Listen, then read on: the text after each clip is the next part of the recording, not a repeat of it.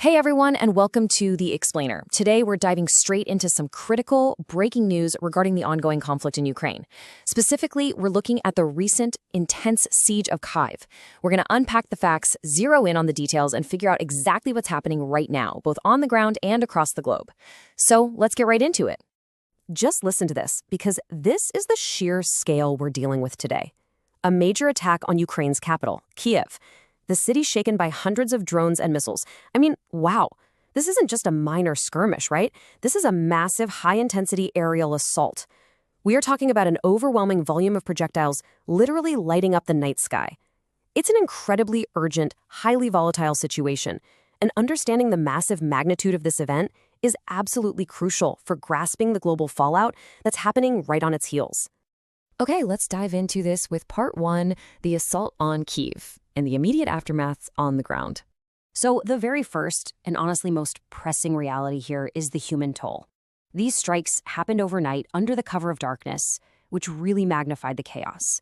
The reports confirm multiple casualties, with people dead and injured. Emergency teams were rapidly deployed, and our sources note they've been working frantically to extract civilians trapped right beneath the heavy rubble.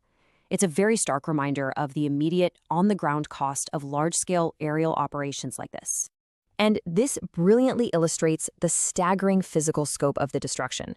We're looking at extensive, widespread damage. It's hitting residential apartment buildings where everyday people live, straight through to local business establishments. On top of that, critical infrastructure took a heavy hit. And to complicate those urgent rescue efforts we just talked about, multiple areas across the city experienced widespread fire outbreaks. So you're really looking at a comprehensive picture of a city that's been severely battered. Moving on to part two, opposing official statements and the political narratives. Now, zooming out from the physical damage, let's look at how the two primary actors are officially framing this exact same event, because it is a night and day contrast. On one side, Ukrainian President Volodymyr Zelensky has strongly condemned the attack. He's actively using this moment to urgently plead with the international community for stronger, more robust air defense systems. But on the other side, the Russian Defense Ministry offers a completely different narrative. They officially claim that their strikes were highly targeted, strictly aimed at crippling military and energy-related facilities, not civilian centers. We're not picking sides here, but understanding these two deeply conflicting narratives is key to really grasping the diplomatic battle playing out right now. Which brings us to part three, global reactions and the future, as international anxiety escalates. Geopolitical analysts are all pointing to one absolutely critical piece of context here. This is one of the biggest attacks on Kyiv in recent times. This is not just business as usual in a long-standing war, folks. It represents a distinct, alarming spike in severity. It's a sudden break from the recent status quo of the conflict, and this exceptional scale is exactly why alarm bells are ringing in capitals all around the globe right now. And that exceptional scale is driving some major diplomatic fallout.